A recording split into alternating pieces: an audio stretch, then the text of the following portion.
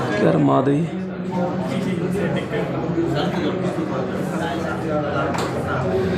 नमस्कार दोस्तों, आदर्श technical classes Dausa में आपका हार्दिक स्वागत है। दोस्तों यहाँ पे जो LPCBT2 के लिए रामबाण बैच जो चल रहा है, इसमें अगला चैप्टर रहेगा विद्युत अर्थिंग। ये जो विद्युत अर्थिंग है इसको भू संयोजन भी कहते हैं। और ये जो अर्थिंग चैप्टर है छोटा चैप्टर है, लेकिन हर एग्ज़ाम के अंदर 1 या 2 क्वेश्चन तो सीधे सीधे बिल्कुल डिट्टो पसेंगे ही पसेंगे। तो इसको अपन पूरा का पूरा तरीके से अपन पढ़ते हैं। और आइए देखते हैं यहाँ पे ये चैप्टर। तो यहाँ पे बात करते हैं अर्थिंग यानी कि भू संयोजन। तो भैया यहाँ पे जो अर्थिंग होता है इसको अपन क्या कहेंगे? भू संयोजन कहते हैं। और ये जो भू संयोजन होता है ये क्या होता है? तो नॉर्मली अपन ये कहते हैं कि घरों के अंदर कोई विद्युत उपकरण होता है और उसमें करंट आने लगता है। तो अपन कई से पूछते हैं क्या करना है, तो वो कहते हैं कि भाई अर्थ बना देना, उसका झटका नहीं लगेगा। अब वो अर्थ कैसे बनाते हैं तो ये देखते हैं। नॉर्मली अपन कहते हैं जैसे कि ये कूलर होता है, और ये कूलर होता है तो कूलर की ये 3 पंखड़ी भी होती है, 5 भी होती है। तो ये अपन ने समझ लिया, और यहाँ से इसको अपन ने ये सॉकेट के द्वारा इसको लगा दिया। तो किसी कारणवश इसकी बॉडी के अंदर क्या आने लग जाता है? करंट आने लग जाता है।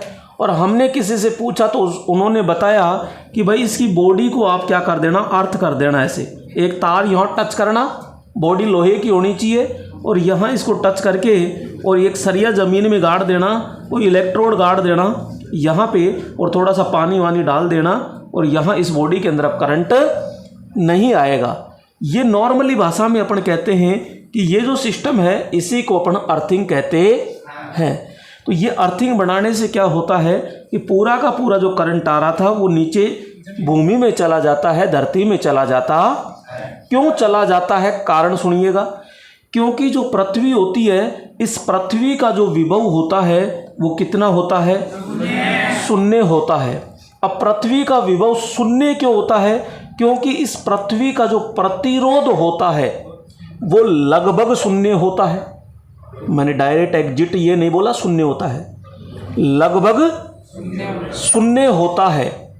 और लगभग शून्य होता है तो सारा का सारा विभव धरती में चला जाता है। इसलिए यहाँ पृथ्वी का विभव भी कितना माना जाता है? शून्य माना जाता है। और शून्य वाली वस्तु के साथ में अगर कोई दूसरी वस्तु जोड़ दी जाती है तो उस वस्तु का विभव भी कितना हो जाता है? शून्य हो जाता है।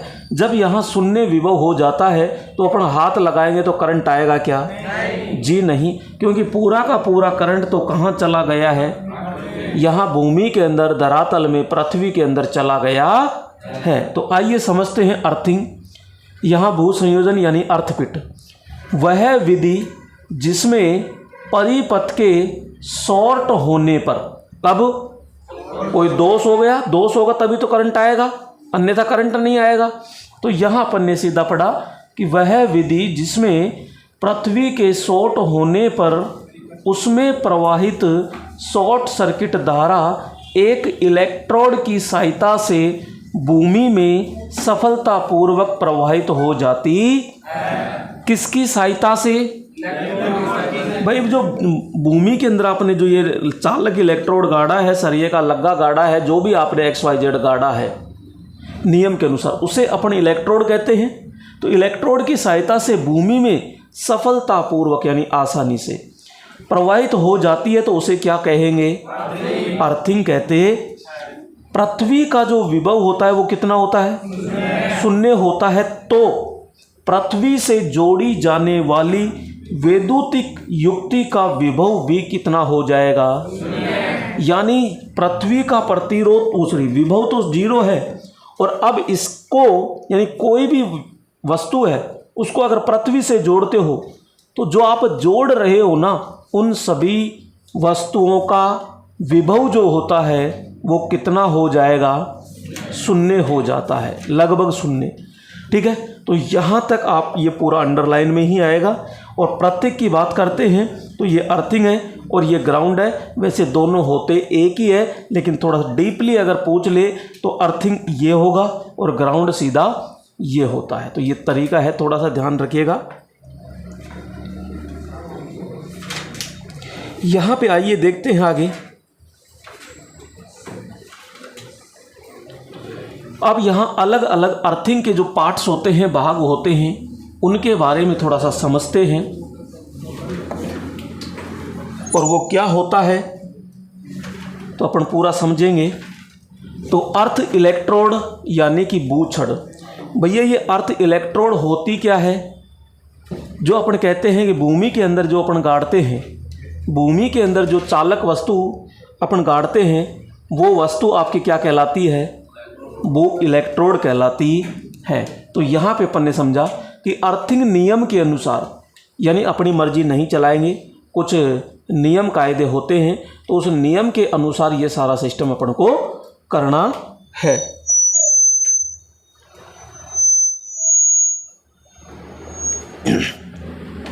तो यहाँ पे अर्थिंग नियम के अनुसार धातु का वह चालक जो क्या? धातु का वह चालक, धातु का वह चालक जो भूमि में गड्ढा या यानी गड्ढा या दबा होता है, यानी भूमि के अंदर जो अंदर दसा रहता है, दबा रहता है, वो क्या कहलाएगा? कैसा होना चाहिए? चालक होना चाहिए। कैसा होना चाहिए? और वो चालक भी अर्थिंग नियम के अनुसार होना चाहिए, नहीं कि अपनी मर्जी से कहीं भी उठा दिया और गाड़ दिया। फिर नेक्स्ट आता है कि इसका मुख्य कार्य जो लीकेज धारा होती है उसको पृथ्वी के अंदर प्रवाहित करना होता। भाई हमारे कूलर के अंदर करंट आ रहा था, तो उस करंट को सीधा किस में डालना है? भूमि के अंदर डालना है। तो ये काम किसका होगा? अर्थ इलेक्ट्रोड का होगा। तो ये दोनों लाइन इम्पोर्टेंट है। यहाँ बात आती है अब अर्थ तार की, यानी कि अर्थिंग लीड की। भैया आपने ये धरातल था, धरातल के अंदर ये गाड़ दिया ना, तो ये तो क्या कहलाएगा? इलेक्ट्रोड। क्या कहलाएगा? ये तो है इलेक्ट्रोड, ठीक है। और यहाँ हम कह रहे हैं ये हमारा कूलर है। तो कूलर यानी जिस वस्तु को अर्थ किया जाता है ना, जिस वस्तु को अर्थ किया जाता है उसे भू संपर्कित या अर्थड वस्तु कहते हैं। क्या कहेंगे? अर्थड, अर्थड वस्तु कहते हैं, ठीक है। अब इसको यहाँ से एक तार लेकर के और इस इलेक्ट्रोड से जोड़ेंगे, तो ये जो तार होगा ना, इस तार को ही अपन क्या कहेंगे? अर्थिंग तार या अर्थ लीड कहते। अरे भाई जिस उपकरण को धरातल से जोड़ोगे वो तो अर्थड वस्तु कहलाएगी। अरे पंखे को जोड़ते हो क्या? नहीं जोड़ते, तो वो अर्थड वस्तु नहीं है। क्या एलईडी को जोड़ते हो? नहीं। क्या फ्रिज को जोड़ते हो? जी हाँ। अरे जिसमें 3 पिन होती है ना प्लग टॉप में, वो सारे भूमि से जोड़ते हो। मर्जी आपकी है जोड़ना है कि नहीं जोड़ना। वो तीसरी पिन आ गई ना प्लग टॉप में, इसका मतलब है कि ये भूमि से जुड़ेगा, 100% अर्थिंग से जुड़ेगा। तो फ्रिज के अंदर 3 पिन होती है, कूलर में भी होती है, प्रेस में भी होती है, गीजर में भी होती है, सब में होती है लगभग। जो मनुष्य के संपर्क में ज़्यादातर उपकरण रहता है ना, उन सब में 3 पिन होती है। जिसमें 3 पिन है वो अर्थड वस्तु होती है। अब यहाँ पे ये जो तार होता है, इस तार को क्या नाम दिया? अर्थिंग लीड कहते हैं। जिस तार से अर्थ इलेक्ट्रोड को संयोजित किया जाता है उसे हम बोलो क्या कहेंगे? किसी को डाउट नहीं? इस तार में लीकेज धारा प्रवाहित होती है। कौन सी धारा प्रवाहित होगी? आपसे सीधा सा क्वेश्चन ये पूछा जा सकता है कि भाई जो अर्थिंग तार होता है, अर्थिंग तार में कौन सी धारा प्रवाहित होती है? लीकेज धारा, जिसको हम क्षरण धारा भी कहते हैं। कौन सी धारा कहेंगे? क्षरण धारा भी कहते हैं, ठीक है। ये भी इम्पोर्टेंट है। और यहाँ पे जो आपका अर्थिंग तार होगा वो किसका बनेगा? तो यहाँ पे GI का बनेगा, जिसे हम गैल्वेनाइज्ड आयरन कहते हैं। हिंदी में बात करते हैं तो जस्तीकृत लोहा कहते हैं। या फिर तांबा। मेरे दोस्तों तांबा शब्द कब देंगे? तांबा शब्द केवल तभी आएगा जब आपसे केवल क्या शब्द पूछेगा? भवन। क्या शब्द पूछेगा? आपसे केवल ये पूछे कि भवन यानी घरों के अंदर अर्थिंग करनी है, तो बताओ कौन सा अर्थिंग तार होगा? तो अपन कहेंगे तांबे का होगा। और जब तक भवन घर शब्द नहीं दे, केवल डायरेक्ट पूछे कि अर्थिंग तार किसका बना होता है, तो आपको केवल एक ही जवाब देना है और वो होता है GI यानी गैल्वेनाइज्ड आयरन। लेकिन वो पूछे क्लियर कि भैया तांबे का कब प्रयोग करते हैं, तो तांबे का केवल भवन में प्रयोग करेंगे। या उल्टा पूछे कि भवनों में हमको अर्थिंग तार यूज करना है, तो बताओ वो किसका बना होगा, तो वो तांबे का बना होता। मैंने जैसे लिखा है वैसे आप भी लिख लिया करो, जब रिवीजन करें तो तुरंत क्लिक हो जाए माइंड में कि ये चीज़ें हैं। नेक्स्ट यहाँ पे कहते हैं भैया अर्थड वस्तु यानी कि भू संपर्कित वस्तु। मैंने अभी जस्ट बताया कि ऐसे उपकरण जिसमें 3 पिन होती है प्लग टॉप में, तो वो सारे के सारे उपकरण क्या कहलाएंगे? अर्थड वस्तु यानी भू संपर्कित वस्तु। वह वस्तु जिसे अर्थिंग किया जाता है अर्थड वस्तु कहलाती, जैसे कूलर है, प्रेस है, हीटर है, गीजर है आदि। क्लियर यहाँ पे? कोई डाउट किसी को? 3 पॉइंट आपको याद रखने हैं। एक तो जो ज़मीन में आप गाड़ते हो उसे अपन अर्थ इलेक्ट्रोड या भू छड़ कहते हैं, जिसको अर्थ करते हो उसे भू संपर्कित कहते हैं, यानी भू संपर्कित वस्तु कहते हैं। और इस वस्तु को इलेक्ट्रोड से जोड़ने के लिए जिस तार का प्रयोग करते हो उसे अर्थिंग लीड कहते। ये 3 पॉइंट आपके माइंड में बिल्कुल तरीके से सेट होना चाहिए। अब बारी आती है यहाँ पे अर्थिंग प्लेट, यानी कि अर्थिंग के प्रकार। और अर्थिंग के जो प्रकार होते हैं, ये कौन कौन से अर्थिंग के प्रकार होते हैं, आइए समझते हैं इनको एक एक करके। और आप, क्योंकि छोटा सा चैप्टर है लेकिन सीधा क्वेश्चन टपकता है भाई। क्वेश्चन क्या क्या पूछेगा आपसे, तो वो भी पूरा अपन निचोड़ देखते हैं कि क्वेश्चन क्या क्या निकालेगा।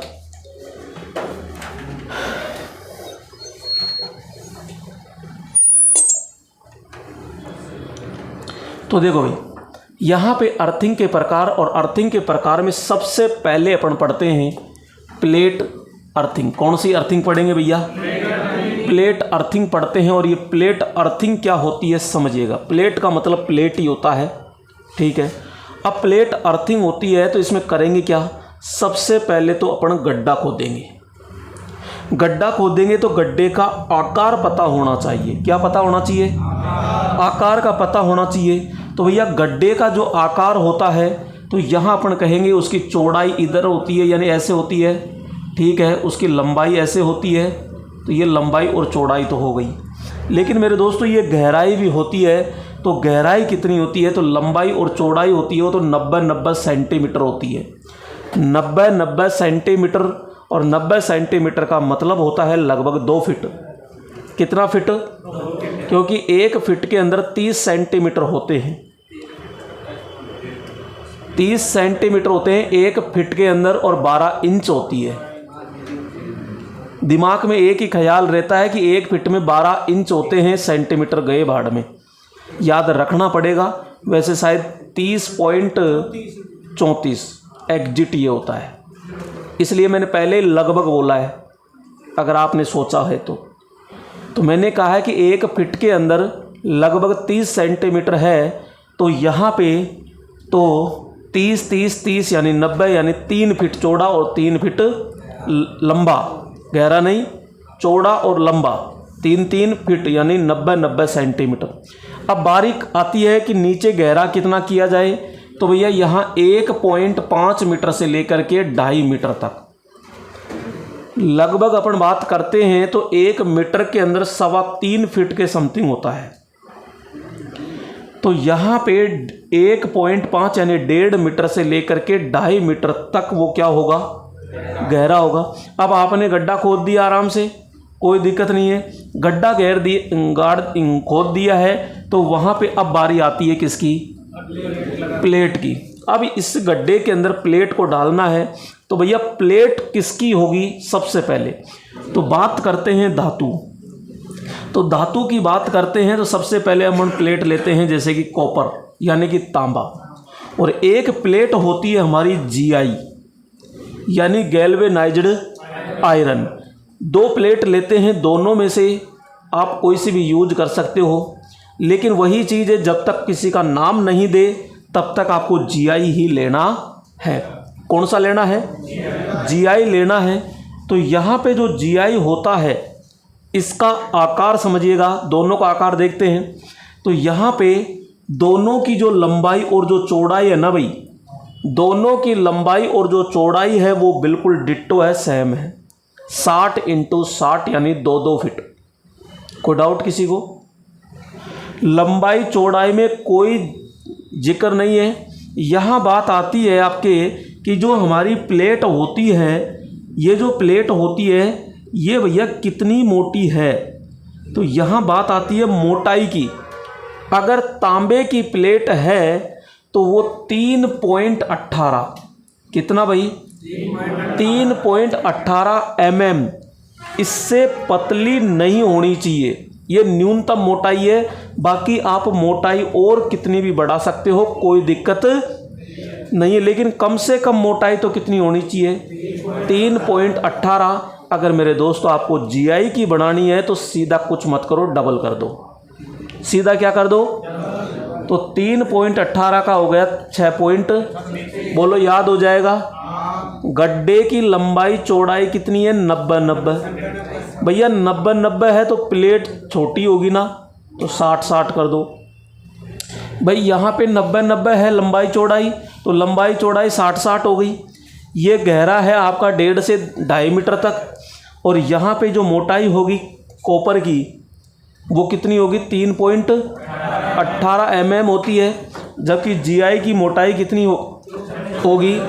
6.36 mm होती। और मोटाई ले लीजिए, ये तो न्यूनतम है। अब हो गई प्लेट तैयार आपकी। अब प्लेट को गड्ढे के अंदर डालना है। तो भैया प्लेट को कैसे डालोगे? तो प्लेट जाएगी बिल्कुल यूँ खड़ी। खड़ी बोले तो वर्टिकल यानी ऊर्ध्व अवस्था में। कौन सी अवस्था? ये ऊर्ध्व, क्षैतिज, वर्टिकल, हॉरिजॉन्टल। कंफ्यूज करने वाले शब्द आ जाते हैं कई बार। क्षैतिज का मतलब होता है इस तरह आड़ा, और ऊर्ध्व का मतलब होता है लंबवत, खड़ा। अब डिपेंड करता है इंग्लिश, तो दिक्कत कर जाता है कई बार, क्योंकि वो दोनों ही शब्द 50% आ जाते हैं वहाँ। मैंने शब्द बोला, एक तो आपके ऊर्ध्व, ये या ऊर्ध्वाधर बोल सकते हैं, ऊर्ध्वाधर, और एक होता है आपके क्षैतिज, ये। अब ये दो शब्द है, ऊर्ध्व का मतलब हो गया खड़ा और क्षैतिज का मतलब हो गया आड़ा। अब इंग्लिश में इनको क्या क्या कहते हैं? इसको बोलते हैं वर्टिकल। क्या कहते हैं? वर्टिकल। और इसे क्या कहेंगे? हॉरिजॉन्टल। हॉरिजॉन्टल। अब कैसे याद रखना है? इसमें व आ रहा है क्या? क्या इसमें व है? इन दोनों की सेटिंग करा दो। क्या इसमें जय है? क्या इसमें जय है? तो जय जय वाले की सेटिंग करा दो। कंफ्यूज दूर, सीधा। बहुत ज़्यादा कंफ्यूज करता है एग्जाम में, और 50-50 पूछता है। आपसे पूछ लिया है कि गड्ढे के अंदर प्लेट रखनी है, और आपको याद है खूब उधर उधर वहाँ ढूंढते रहो, कुछ मिलेगा ही नहीं। वहाँ शब्द को, यानी ये जो मैंने लिखा है वर्टिकल, ऐसे ही हिंदी में लिखेगा और इसी को इंग्लिश में लिख देगा, ढूंढो फिर वहाँ। अब यानी आपको 100% आता था, लेकिन आते हुए गलत हुआ कि नहीं हुआ? अब फिर घर का देवी देवता को सुमरो बस कि अब करूँ तो क्या करूँ। तो यहाँ पे ये टेक्निकल है, तो आपको 50% इंग्लिश तो 50% हिंदी दोनों ही याद रखने पड़ेंगे। तो यहाँ पे ऊर्ध्वाधर को वर्टिकल और क्षैतिज को हॉरिजॉन्टल अपन कहते। तो इस गड्ढे में जो हमारी प्लेट होगी वो किस अवस्था में होगी?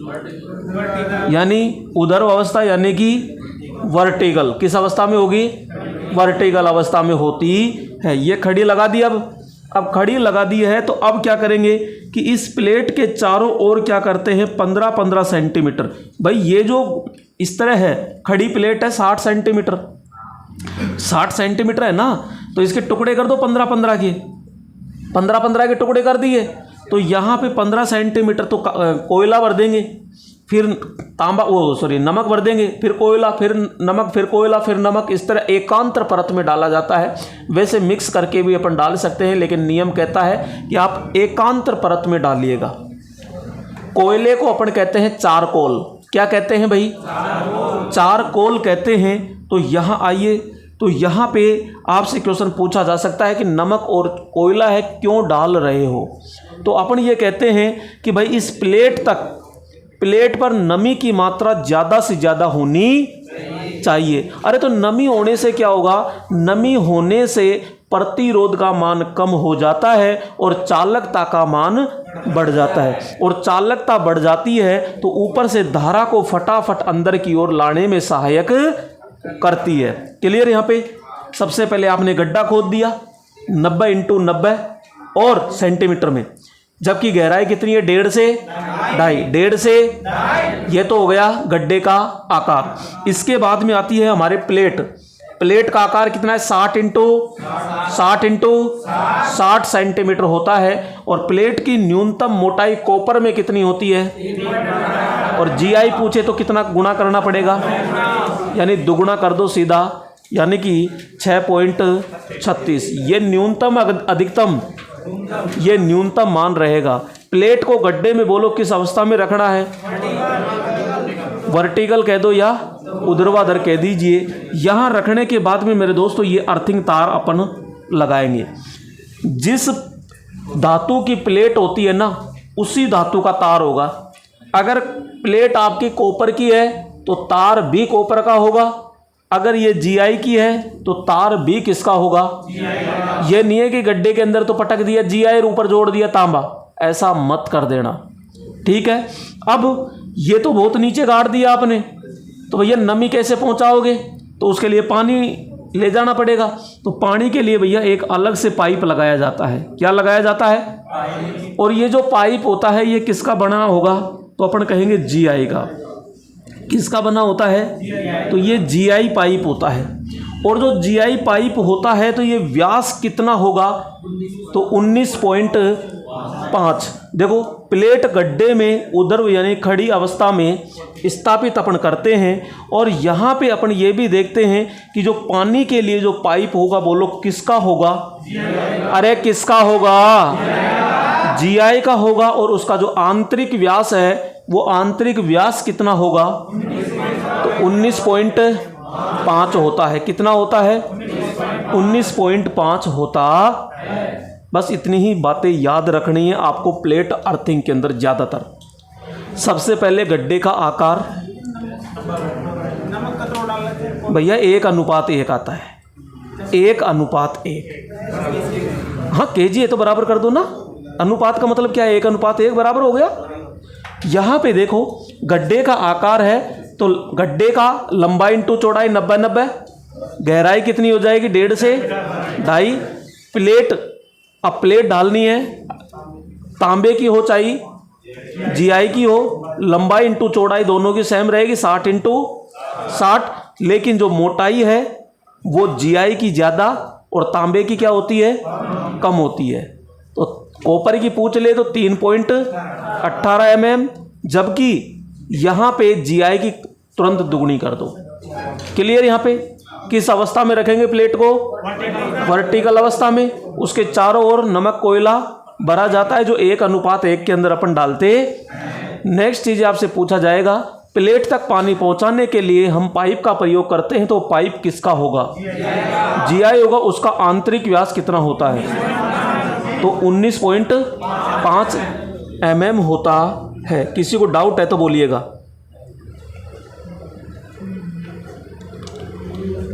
तो यहाँ पे ये सारी चीज़ें अपन लिख दी। प्लेट के चारों ओर नमी बढ़ाने के लिए नमक कोयला यानी चारकोल, जो 50:50 काटोगे तो 1:1 आ जाएगा। यहाँ पे भाई इसको काटोगे तो 1:1 ही तो आएगा। तो यहाँ अब थोड़ी कटेगा, तो यहाँ 1:1 के अंदर अपन एकांतर परत में डालते हैं। ये सारा का सारा जो पढ़ाया है ये पूरा इम्पोर्टेंट है, तो ये थोड़ा सा ध्यान रखिएगा। अब बारी आती है अपनी सेकंड अर्थिंग। सेकंड अर्थिंग है वो क्या है? तो इसके बारे में ध्यान से पढ़ते हैं भैया।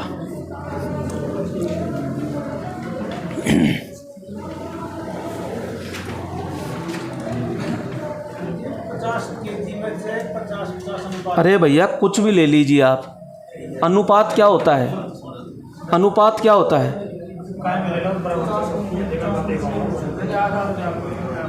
हाँ भाई, आवाज़ कम रखूं?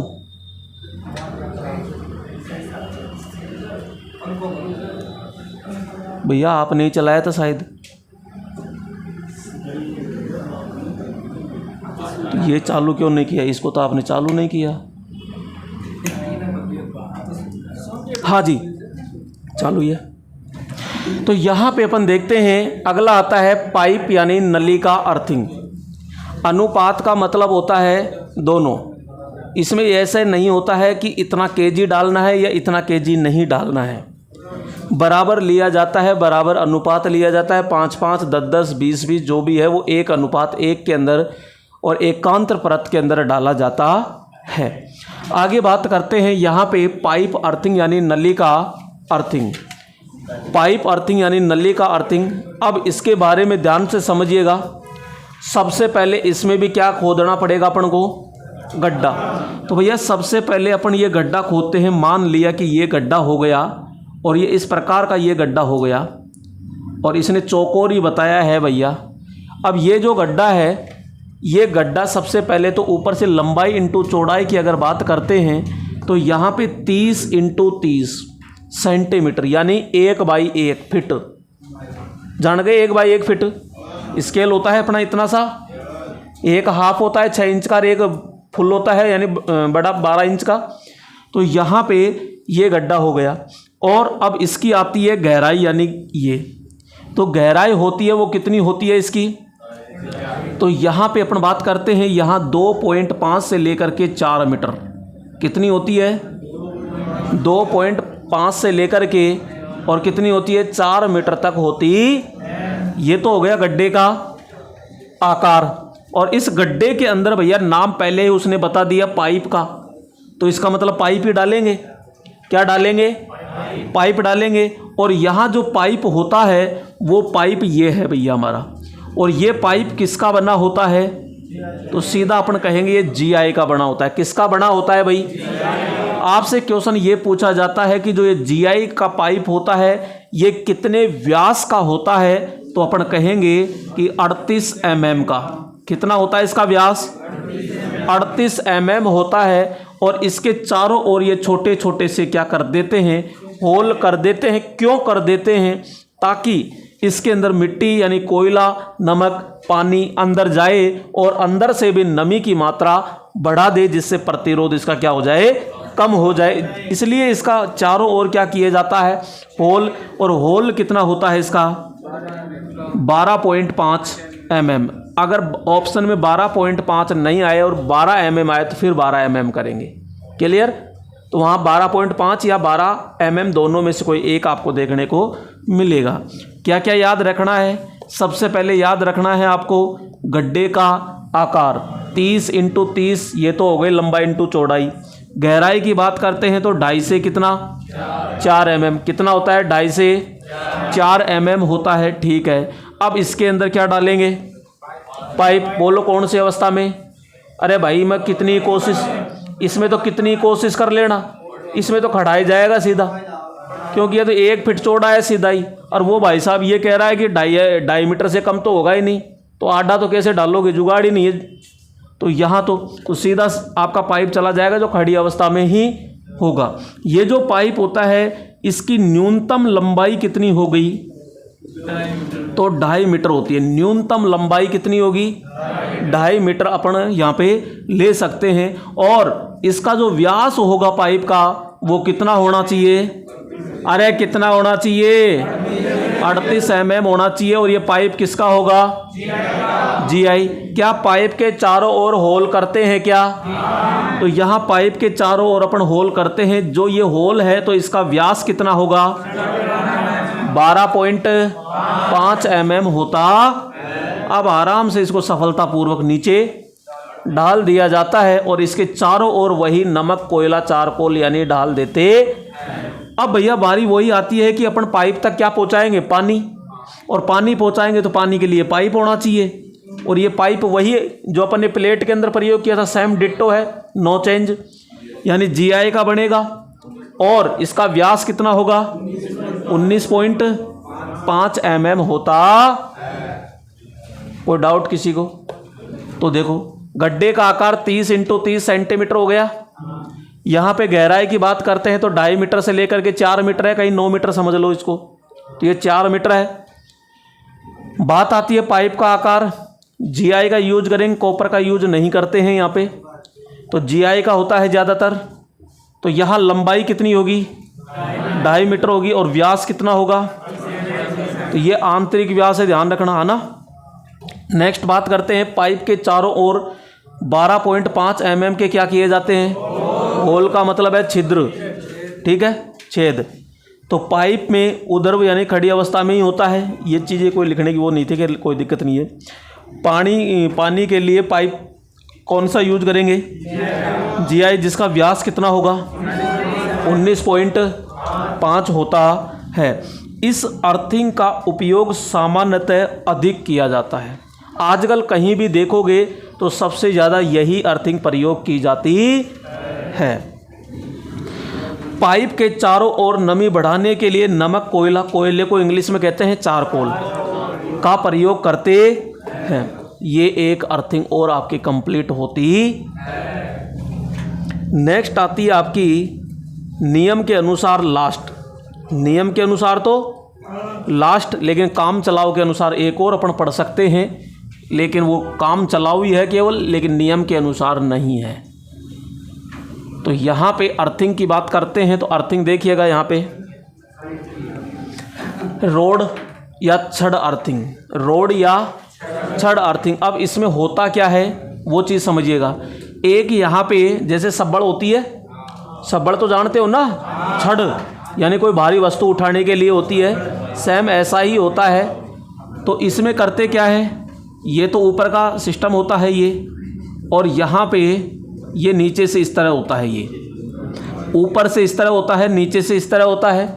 तो यहाँ पे ये जो होती है ये भैया GI या फिर तांबे की, पहली प्राथमिकता तो किसको?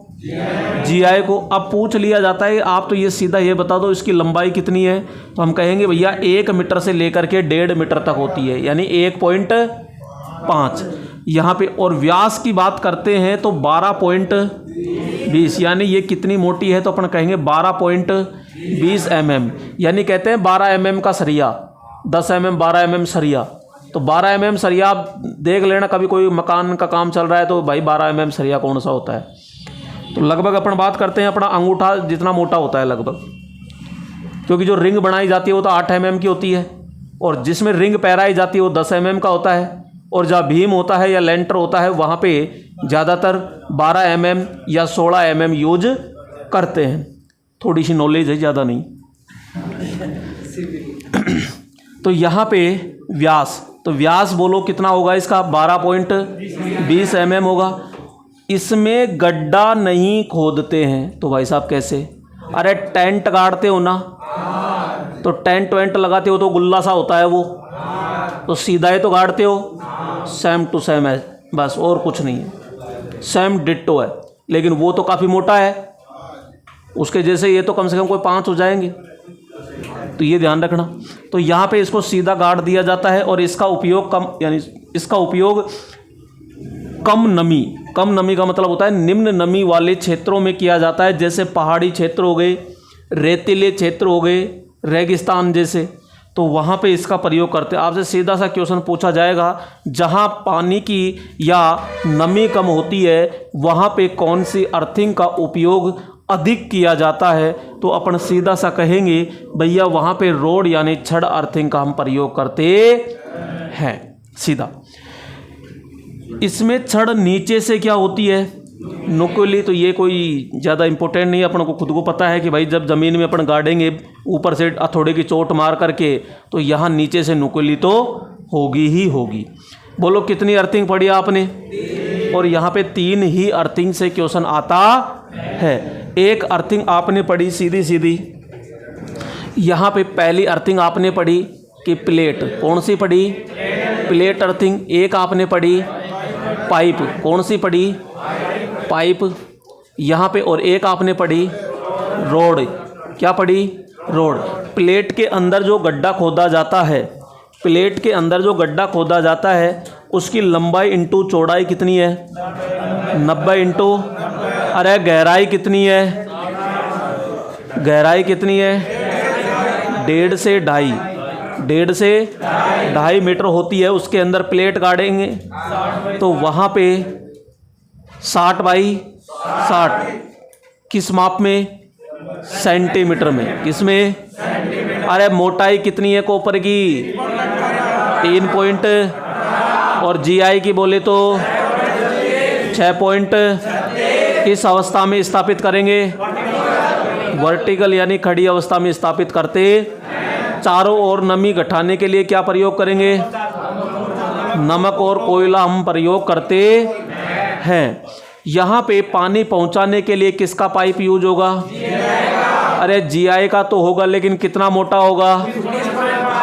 19.5 mm होता। दूसरी आती है आपकी पाइप अर्थिंग। कौन सी आती है? सबसे पहले गड्ढा खोदेंगे तो भैया गड्ढे का आकार कितना होगा?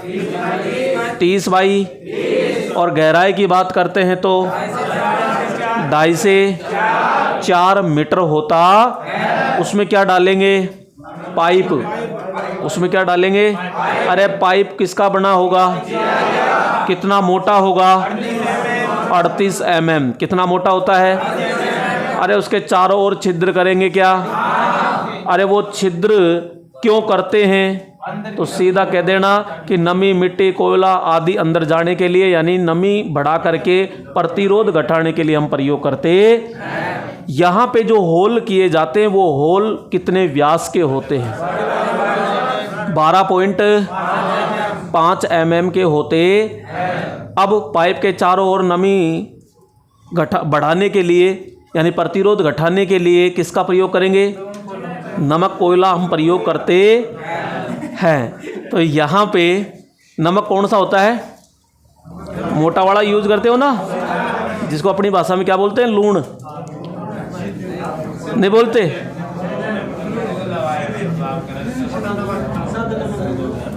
पहले वही ज़्यादातर खाते थे। वो कट्टा का कट्टा लेके आते थे और उसको पहले तो फोड़ते थे और फिर चाकी से पीस करके, और जो पुरानी मटकी होती थी उसके अंदर ज़्यादातर भर देते थे हैं।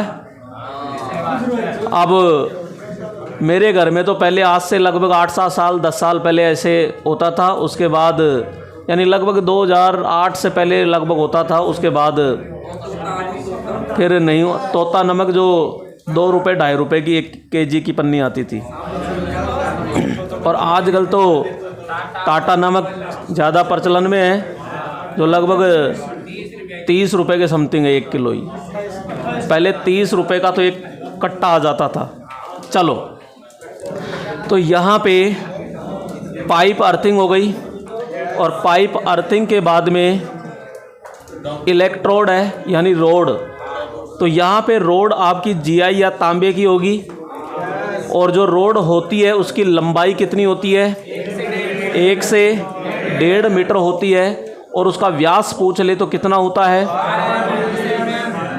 12.20 mm होता है। ज़्यादा भी याद नहीं रहे तो ऐसे याद रहे 12 mm का सरिया, तो अपने आप फिर याद भी आ जाएगा, पकड़ में आ जाएगा कि 12 mm का सरिया अपन सीधा काटते। और इसका उपयोग कहाँ करेंगे? जहाँ पे नमी कम होती है वहाँ पे। क्या इसमें गड्ढा खोदेंगे? इसको तो सीधा भूमि पे रखा, थोड़े से चोट मार के सीधा गाड़ देते हैं। सबसे ज़्यादा उपयोग होने वाली अर्थिंग कौन सी है? तो पाइप वाली होती है। कोई डाउट किसी को? और एक होती है मेरे दोस्तों काम चलाऊ।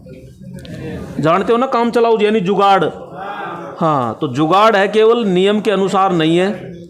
तो ये मैं बार बार कह रहा हूँ, ये काम चलाऊ है तो ये नियम के अनुसार नहीं है।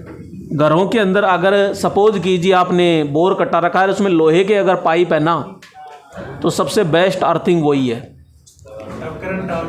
अरे भैया नहीं आता।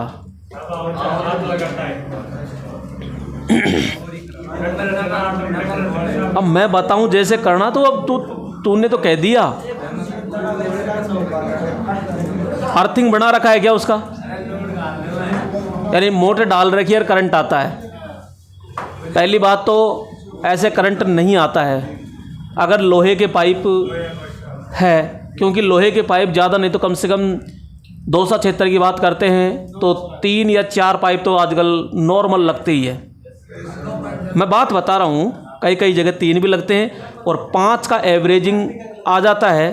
तो वे कई जगह होता है जहाँ 9 पाइप वैसे लगते नहीं हैं।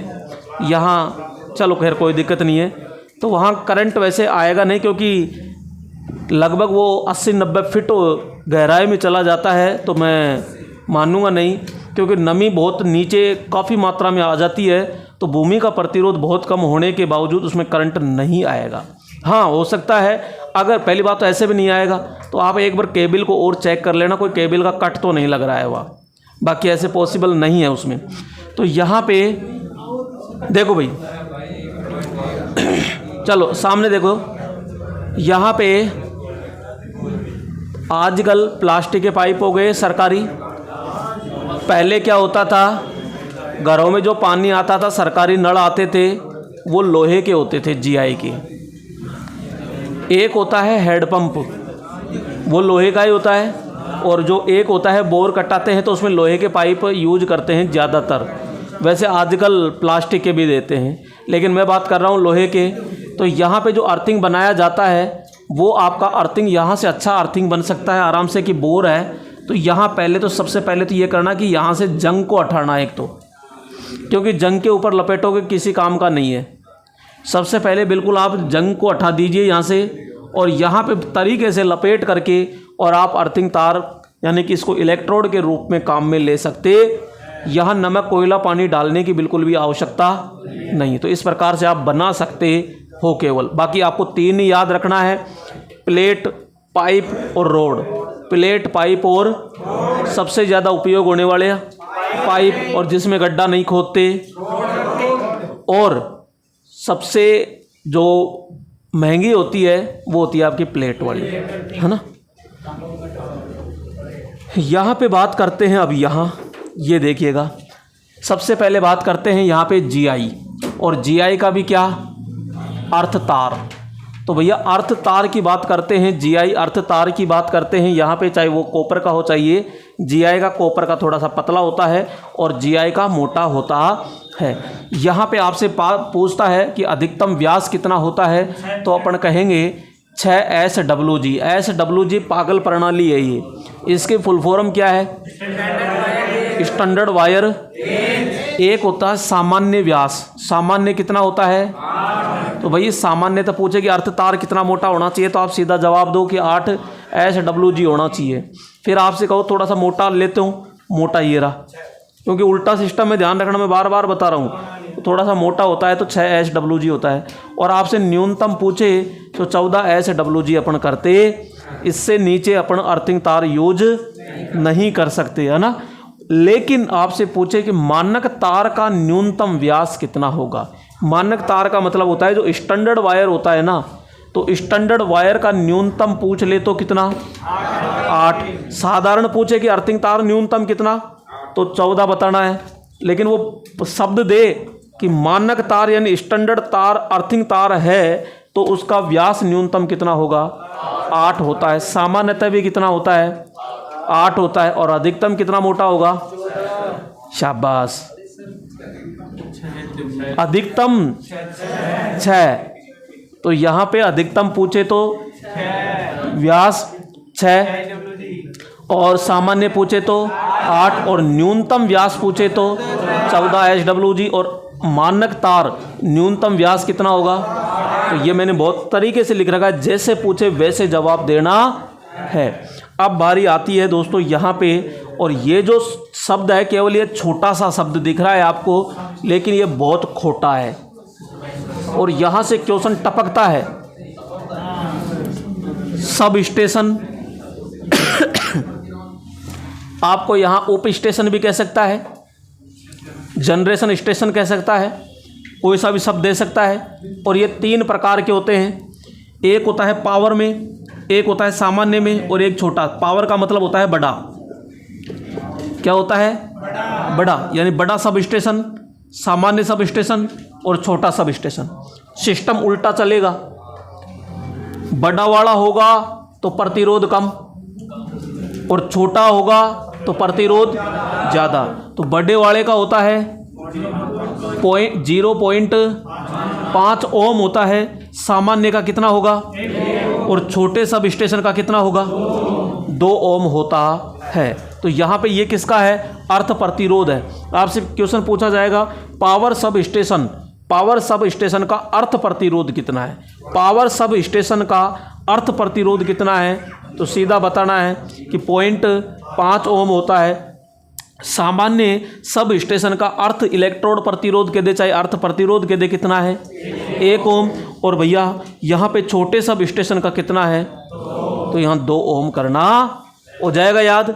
बड़े का कितना? 0.5। छोटे का कितना? 2। छोटे का, अरे रटो मतो क्रम से, जैसे प्रश्न निकलता है उसको पकड़ो। बड़े का तो आता है 0.5, छोटे का कितना आता है? 2। सामान्य का, बड़े का,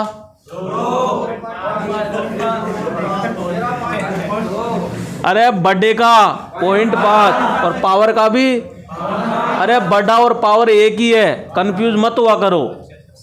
इतनी सी देर में इतना कंफ्यूज होने लग गए तो बाद में पार कैसे पड़ेगी फिर? है अभी से ऐसे नर्वस मत हो।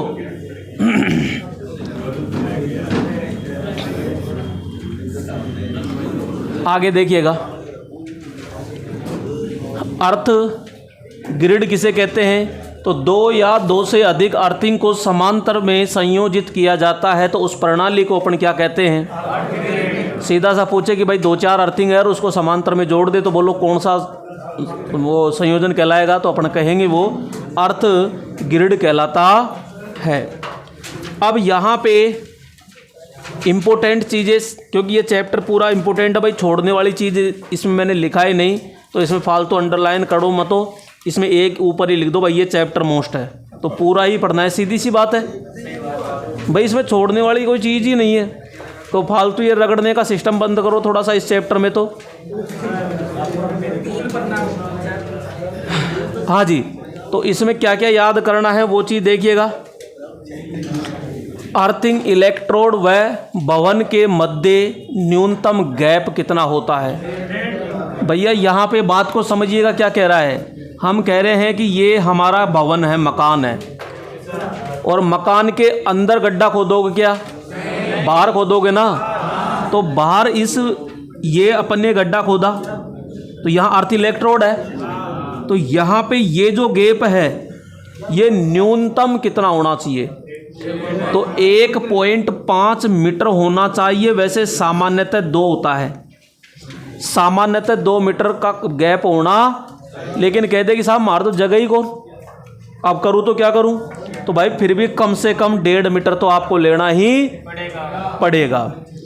दूसरा क्या कहता है कि 2 अर्थिंग इलेक्ट्रोड के मध्य, यहाँ पे बात चलती है कि घरों के अंदर जितने भी उपकरण हैं, विद्युत उपकरण आपके छोटे मोटे जितने भी, जिसमें 3 पिन होती है, उसको सबको एक जगह अर्थ अवश्य करना चाहिए। लेकिन घर में कोई बड़ा उपकरण है, जैसे आपके एसी लग रही है, कोई एक्सरे मशीन होती है, वेल्डिंग मशीन होती है, ट्रांसफार्मर होता है, इन सबको कम से कम कितने स्थानों पे अर्थ करना पड़ेगा? तो बड़े जो उपकरण होते हैं उन बड़े उपकरणों को कम से कम कितने स्थान पे अर्थ, और छोटे को 1। तो भैया सपोज कर लेते हैं कि हमारे घर में कोई बड़ी मशीन है तो उसको 2 जगह अर्थ करेंगे, तो भाई मकान से तो वही आपका 1.5 मीटर होगा, लेकिन ये दोनों के मध्य कितना गैप होगा न्यूनतम? तो अपन कहेंगे भैया 5 मीटर का न्यूनतम गैप होना ही चाहिए। क्लियर? तो यहाँ पे न्यूनतम गैप यानी 2 इलेक्ट्रोडों के मध्य कितना गैप होना चाहिए? आगे होता है कि अर्थिंग इलेक्ट्रोड का प्रतिरोध जितना संभव हो उतना कम करना। आपसे पूछे भाई प्रतिरोध कितना होगा इलेक्ट्रोड का? तो भाई जितना संभव हो ना, जितनी कोशिश हो कम से कम करने की उतना करो। फिर भी मान में बताओ ना, अरे भाई 4 ऑप्शन बता दे तू, तो 4 ऑप्शन में जो सबसे छोटा होगा ना वो मानेंगे। फिर भी डायरेक्ट पूछे तो भाई कह देना कि 1 ओम से कम रहता है हमेशा। और भी पूछे कितना कम, अब भाई 1 ओम से कम जो भी ऑप्शन मिल जाए उसी को ठोक देना। तो जैसे 0.5 है तो वो कर देंगे, 0.5 नहीं है, कम से कम 1 ही है तो फिर 1 ओम करेंगे।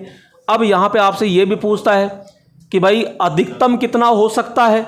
आप ये तो कह रहे हो कि कम से कम रहना चाहिए, कम से कम होना चाहिए, तो 1 ओम, 1.5 ओम, 0.5 ओम ऐसा होना चाहिए। लेकिन अधिकतम कितना हो सकता है जो नुकसान न हो, तो वो हमसे पहले ये पूछता है कि पहले तो तेरे वहाँ जो भूमि है वो भूमि बता कौन सी है। कोई काली मिट्टी तो नहीं है, पथरीली तो नहीं है, कैसी है कैसी नहीं है। तो हम एक तो बोलते हैं सामान्य भूमि। कौन सी? तो सामान्य हमारे नॉर्मल भूमि है, और नॉर्मल भूमि है तो नॉर्मल भूमि में वहाँ पे जो अधिकतम हो सकता है वो 3 ओम करेंगे। 3 ऑप्शन नहीं मिले तो 5 करेंगे कि इससे ज़्यादा नहीं होना चाहिए। कोशिश तो ये करेंगे पानी डाल के तुरंत कम करो, और 3 तक हो जाता है तो भी यहाँ टेंशन लेने की ज़रूरत नहीं है। लेकिन पथरीली या कोई रेतीली भूमि हो तो वहाँ पानी की मात्रा कम होती है तो प्रतिरोध थोड़ा सा ज़्यादा होगा। तो वहाँ पथरीली भूमि हो या रेतीली भूमि हो तो वहाँ अधिकतम कितना हो सकता है। अगर 5 ऑप्शन नहीं मिले तो 8 ओम होगा। क्लियर? सामान्य में अधिकतम कितना हो सकता है, और पथरीली या रेतीली में हो सकता है, अधिकतम हो सकता है। कोशिश तो क्या करेंगे, कम से कम रहे। कोशिश तो क्या करेंगे, कम से कम रहना चाहिए। और कम से कम कितना होना चाहिए कि जितना संभव हो उतना कम कर दो। क्लियर? तो यहाँ अपन ने लिख दिया 0.5 या 1 ओम होता है। सामान्य भूमि में अर्थिंग प्रतिरोध अधिकतम 3 ओम व पथरीली व रेतीली भूमि में अधिकतम 3 ओम हो सकता है। होता है नहीं, हो सकता है, लेकिन कोशिश तो क्या करेंगे, जितना संभव हो उतना कम होना चाहिए। बोलो ये लैंग्वेज समझ में आई कि नहीं आई?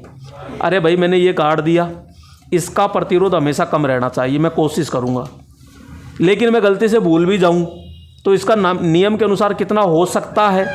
तो भैया सामान्य भूमि है तो 3 ओम हो सकता है, और पथरीली जगह है या रेतीली है तो 5 ओम अधिकतम हो सकता है। इससे ज़्यादा हो जाएगा तो नियम के अनुसार वो गलत है। फिर आप पानी, नमक, कोयला डाल करके तुरंत कम करो। समझ गए बात को? अब बारी आती है कि गलती से ज़्यादा हो गया, और गलती से ज़्यादा हो गया तो क्या क्या उपाय करें प्रतिरोध कम करने की। यहाँ पे प्रतिरोध कम करने के क्या क्या उपाय है।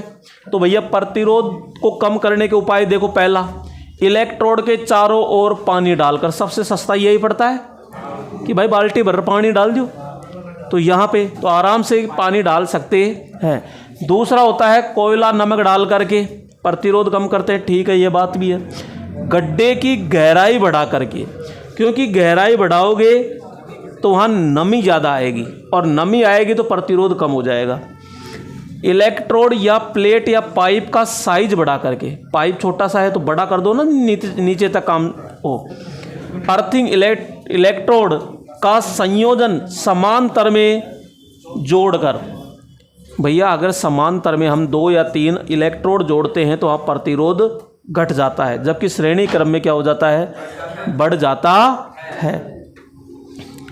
अर्थिंग इलेक्ट्रोड की लंबाई गड्ढे की गहराई के आधे से ज़्यादा होनी। इसका अर्थ समझ में आया आपको? कह रहा है इलेक्ट्रोड की जो लंबाई होती है ना, और गड्ढे की जो गहराई है के आधे से ज़्यादा होनी चाहिए। मैंने कहा कि यहाँ पे ये 2 मीटर का गड्ढा है, और 2 मीटर का गड्ढा है तो भाई ये आधा तो 1 मीटर का हो गया ना, तो जो इलेक्ट्रोड होगा ना ये आधे से ज़्यादा होना चाहिए, यो ऐसे कह रहा है ये। तो अर्थिंग इलेक्ट्रोड की जो लंबाई है वो गड्ढे की गहराई, और गहराई का मतलब आधा हो गया ये, और आधे से ज़्यादा होनी चाहिए ये। क्लियर? यानी 2 मीटर का है तो 1 मीटर तक नहीं, 1 मीटर से ज़्यादा, 1.25, 1.5, 1.25 ऐसे होना चाहिए। अर्थिंग तार 2 mm से कम नहीं होना चाहिए। अब यहाँ पे देखो, अब यहाँ पे क्वेश्चन के जरिए मैंने समझाया है तरीके से कि अपन को अच्छे से समझ में आए। पहले पूछ रहा है कि सामान्य अर्थ इलेक्ट्रोड बने होते हैं तो भैया सामान्य अर्थ इलेक्ट्रोड किसके बने होते हैं? देखो Gi, तांबा, चांदी, सभी। तो यहाँ पे सभी ऑप्शन नहीं कर सकते। वो कह रहा है सामान्यतः अर्थ इलेक्ट्रोड बने होते हैं। अरे भाई चांदी का बनाओगे क्या अर्थ? तो चांदी का नहीं बनाओगे तो यहाँ सीधा सा करेंगे, सभी हो ही नहीं सकता। बचे तांबा और ये दोनों का बनाते हैं, लेकिन वो पहले ही कह रहा है सामान्यतः। और मैं बार बार कह रहा हूँ, जब तक आपको भवन, घर, मकान नहीं दे तब तक आपको Gi ठोकना है। आगे कह रहा है कि अर्थिंग तार सामान्यतः बना होता है, तो अर्थिंग तार ये रहा यहाँ पे। अब अर्थिंग तार बना होता है, एक तो धातु के रूप में दे दिया और इसी को किस में रूप दे दिया? व्यास के रूप में दे दिया। तो भाई सामान्यतः किसका होता है? तो सामान्यतः अपन क्या कहेंगे? 8 SWG 6 हो गया, 10 हो गया और 14 हो गया। तो यहाँ पे सीधा सा अपन क्या ठोकेंगे? अब कह रहा है भवन में अर्थिंग तार। अब आ गया क्या नाम यहाँ पे? तो यहाँ पे Gi भी है, चांदी भी है, तांबा भी है, सभी है। लेकिन अपन तो क्या करेंगे? घर हो गया तो क्या हो गया? चांदी का थोड़ी करेंगे यूज। मकानों में से नहीं छोड़ते तो यहाँ तो बाहर रहेगा अर्थिंग। तो यहाँ तो पता नहीं कब उखाड़ ले जाए। हाँ जी, विद्युत झटके से बचने के लिए होता है। तो भैया MCB, ACB, MC, ये क्या लिख दिया? अच्छा ये, अच्छा मैं उधर ऐसे पढ़ रहा हूँ।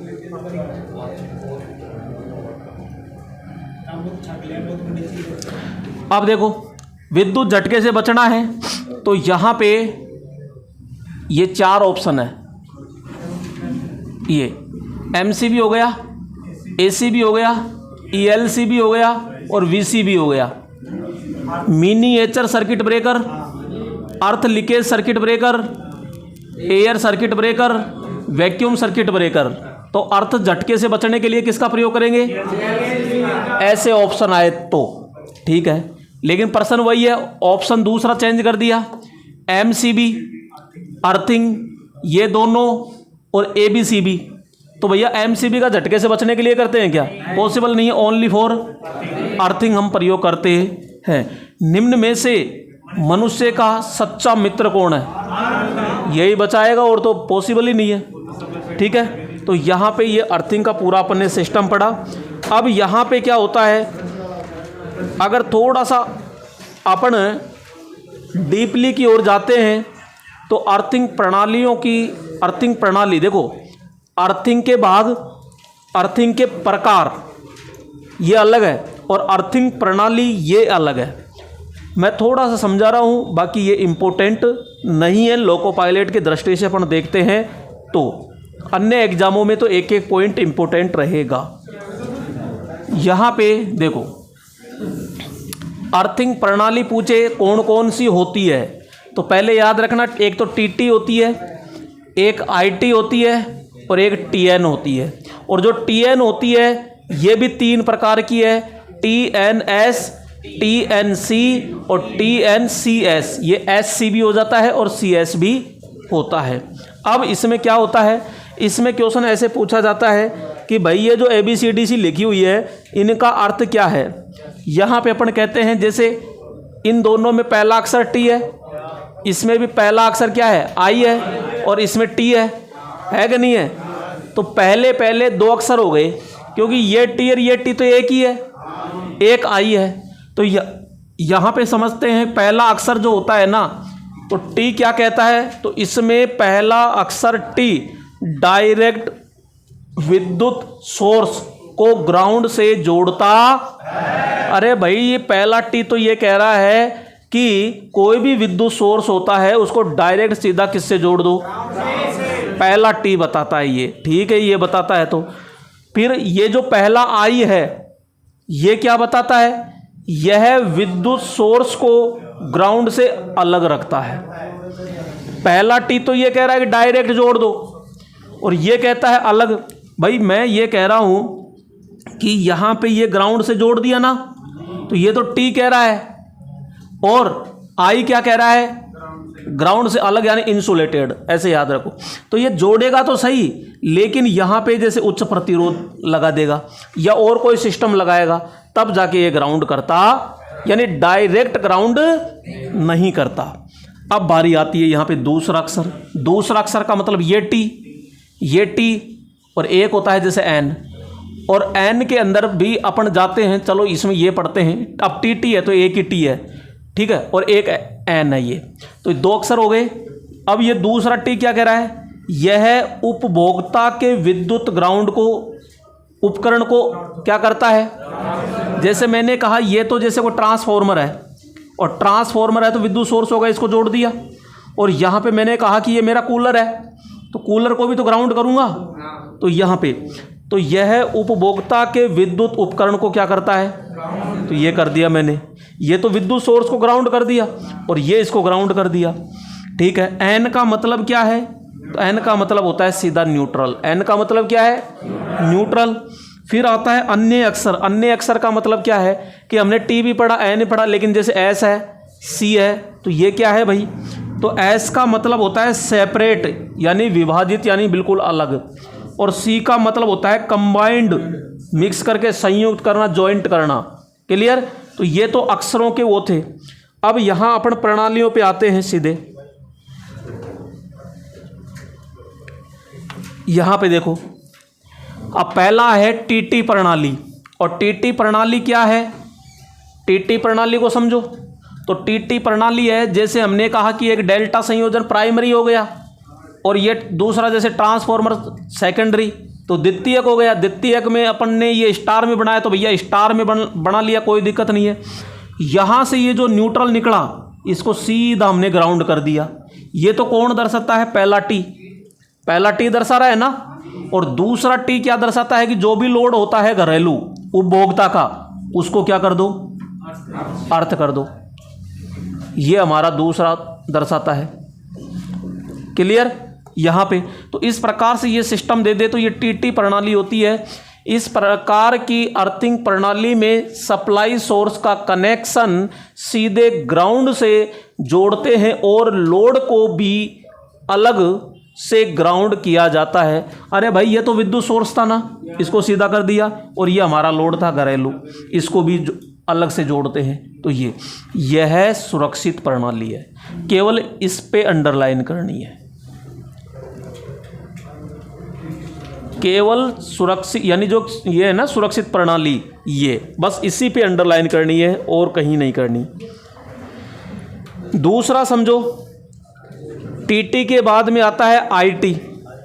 टीटी के बाद में क्या है, और इसमें देखो ध्यान से, इसमें क्या कह रहा है आईटी में।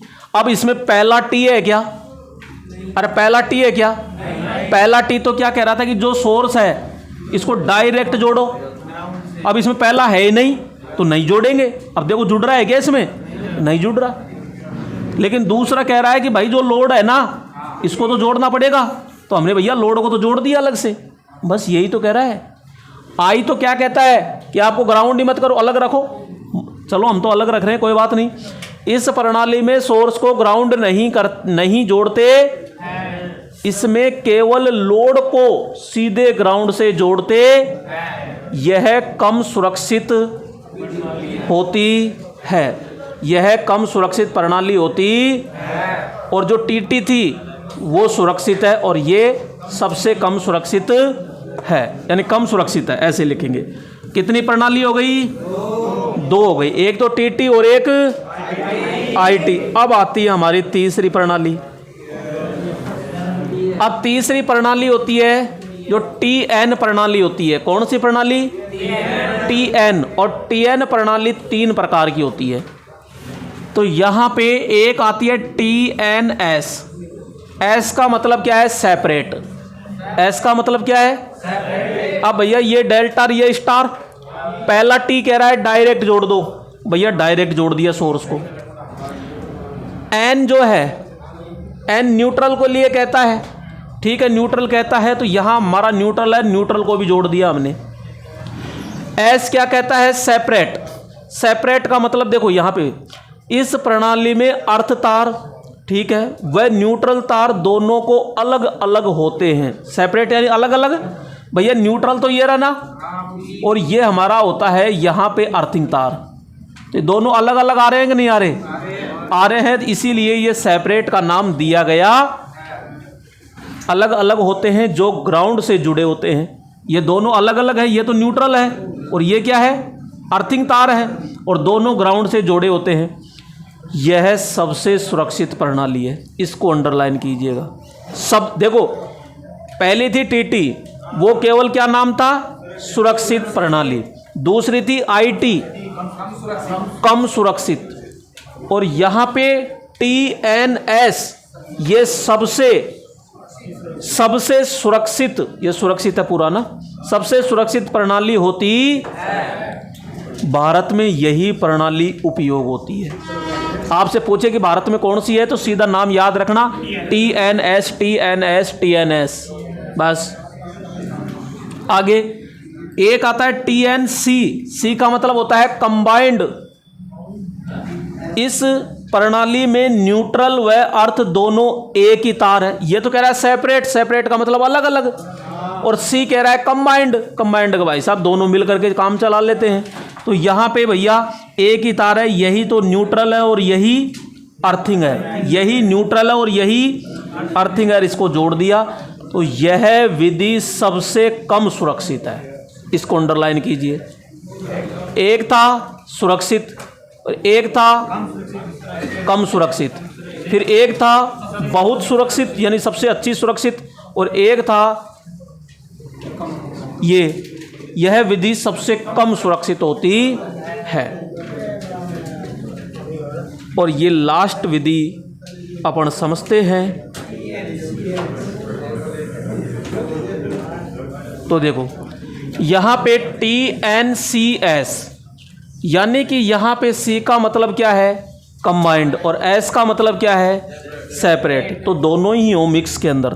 तो देखो इस प्रणाली में अर्थिंग तार को न्यूट्रल के मध्य भाग से संयोजित किया जाता है। यह सुरक्षित प्रणाली होती है।